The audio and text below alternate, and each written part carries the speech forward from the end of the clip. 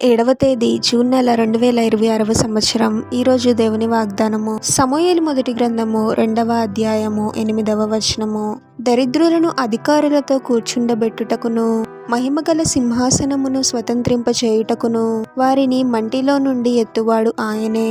సహోదరి సహోదరులారా, ప్రభువు ఆశీర్వదిస్తే ఒక మనిషి యొక్క జీవితం పూర్తిగా మారిపోతుంది. ఇప్పుడు పరిస్థితి బాగుండకపోవచ్చు. పేదరికాన్ని అనుభవిస్తూ, అవమానాన్ని పొందుతూ, బలహీనతలను కలిగి, అందరి చేత తృణీకరింపబడుతూ, నిందింపబడుతూ, ఎటువంటి గుర్తింపు లేకుండా ఉన్నప్పటికీ ప్రభువు దీవిస్తే ఒక్కసారిగా పరిస్థితి మారిపోతుంది. పేదరికాన్ని సమృద్ధిగా, అవమానాన్ని ఘనతగా, బలహీనతను బలంగా మార్చగలిగే గొప్ప దేవుడు మన ప్రభువు. పరిశుద్ధ గ్రంథమైన బైబిల్లో మనం చూసినట్లయితే యోబు తనకున్న సమస్తమును కోల్పోయినప్పుడు ప్రభుపై విశ్వాసాన్ని కోల్పోలేదు. అటువంటి సమయంలో కూడా ప్రభువుని ప్రేమించగలిగాడు. ఆ తర్వాత ప్రభువు యోబుని రెండింతలుగా ఆశీర్వదించాడు. రూతు తన భర్తను పోగొట్టుకొని ఒకరి క్రింద పనిచేసే స్థాయి నుండి ఉన్నత స్థానంలో ప్రభువు నిలబెట్టాడు.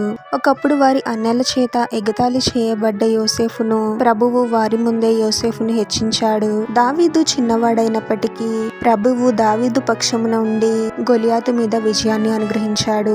ఇలా ప్రభువు ఒక మనిషిని ఆశీర్వదిస్తే వారి పరిస్థితే మారిపోతుంది. ఒకవేళ మీరు ఇప్పుడు పేదరికాన్ని అనుభవిస్తూ ఉన్నారేమో, అందరూ నిందిస్తూ మిమ్మల్ని చులకనగా చూస్తూ ఉన్నారేమో, చేయని తప్పుకు శిక్షను అనుభవిస్తూ అవమానాన్ని భరిస్తూ ఉన్నారేమో, అందరి చేత తృణీకరింపబడుతూ మిమ్మల్ని ప్రేమించే వారు కూడా ఎవరూ లేరు అని బాధపడుతూ ఉన్నారేమో, మట్టిలో నుండి లేవనెత్తి సింహాసనము మీద కూర్చుండబెట్టే గొప్ప దేవుడు మన ప్రభువు. ఇటువంటి శ్రమల కాలంలోనే మన విశ్వాసాన్ని కోల్పోకూడదు. మనల్ని మనం తగ్గించుకొని ప్రభువునకు నమ్మకంగా జీవించాలి. ప్రస్తుతం మనం ప్రతిఫలం చూడలేకపోయినా తగిన సమయంలో ప్రభువే మనకు ప్రతిఫలాన్ని ఇచ్చి మనల్ని చులకనగా చూసిన వారే ఆశ్చర్యపోయే విధంగా మనల్ని హెచ్చించి ఉన్నత స్థానంలో ఉండే విధంగా మనల్ని ఆశీర్వదిస్తాడు. ప్రభుపై విశ్వాసాన్ని కోల్పోకుండా పట్టుదలతో ప్రార్థిస్తూ ప్రభువునకు నమ్మకంగా జీవించండి. ప్రభువే మీ దుఃఖాన్ని సంతోషంగా మారుస్తాడు. ప్రార్థన. పరిశుద్ధుడు వగు ప్రభువా, మీ పరిశుద్ధమైన నామమునకు తరతరములు యుగయుగములు మహిమ కలుగును గాక. మరొక నూతన దినంలోనికి మమ్మల్ని క్షేమంగా ప్రవేశింపచేసిన దేవా, మీకే స్తోత్రం తండ్రి. దరిద్రులను, మట్టిలో ఉన్న వారిని లేవనెత్తే గొప్ప దేవుడవు ప్రభువా.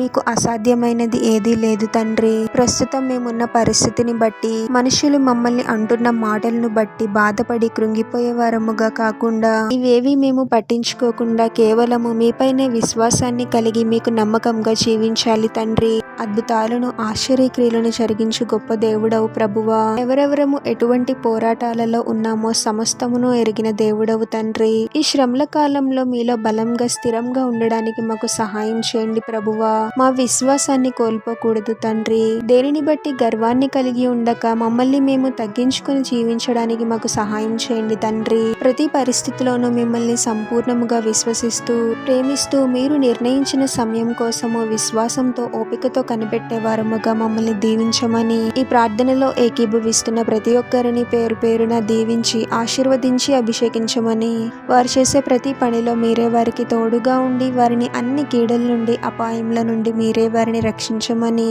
ఈ మా మనవులన్నీ యేసుక్రీస్తు వారి పరిశుద్ధ నామంలో అడిగి వేడుకొనిచున్నాము తండ్రి. ఆమేన్.